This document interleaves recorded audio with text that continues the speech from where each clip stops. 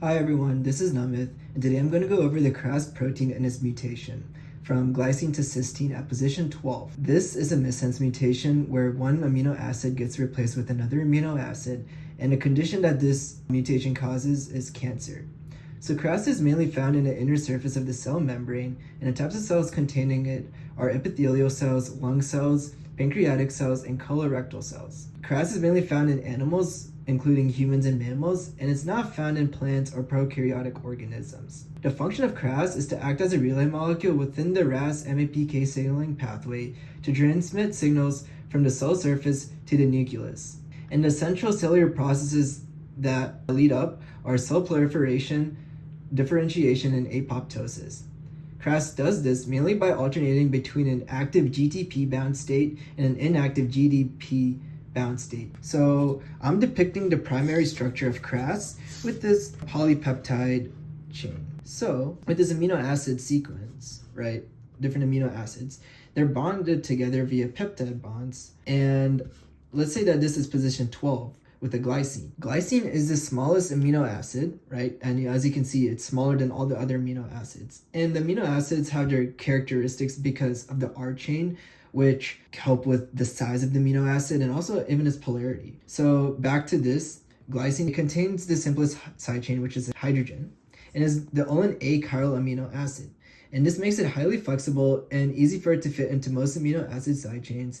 And this allows for normal switching between the active and the inactive states of Kras. Now, I'm replacing this glycine with a cysteine. This is from the missense mutation, by the way. And as you can see, cysteine is substantially bigger than glycine, right?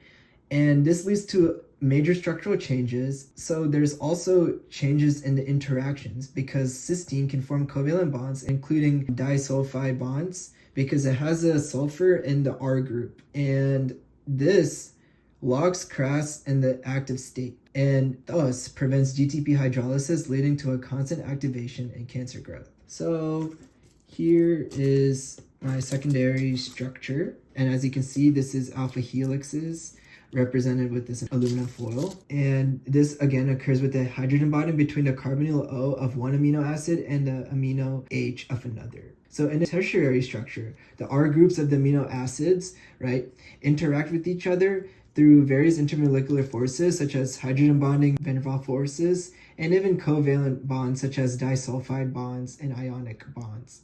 And these will clump together to form the tertiary structure, as you can see here with these clumps. And Kras is a monomer, but it interacts with other proteins such as GTPase activating proteins and guanine nucleotide exchange factors, which are depicted as these proteins, right? And together, when they interact, these will create that cellular transduction pathway, which leads to, again, proliferation and differentiation. Lastly, let's go over the glycine to cysteine missense mutation, which causes Kras to be constantly on. So this is Kras with the cysteine, and this is Kras with the glycine. One notable change you can see is obviously size, right? Because cysteine is substantially bigger. And due to this big size, hydrolysis cannot occur. Whereas with glycine, right, it's smaller and we have some space and hydrolysis can occur. And this GTP can hydrolyze into this GDP right here, GDP. Since hydrolysis cannot occur, this is in its active state and it will constantly be in that transduction pathway and lead to tumor growth, right? Because nothing is stopping this protein. Whereas in this inactivated state, it's halted and it cannot further move down the pathway. So that's it for Kras and its mutation. And I want to talk about limitations. Firstly, the model cannot represent the exact atomic level interactions because this is an amino acid, and obviously this one amino acid is not bigger than the entire protein structure. I just did this so you could see that there's no space, whereas this has a lot of space.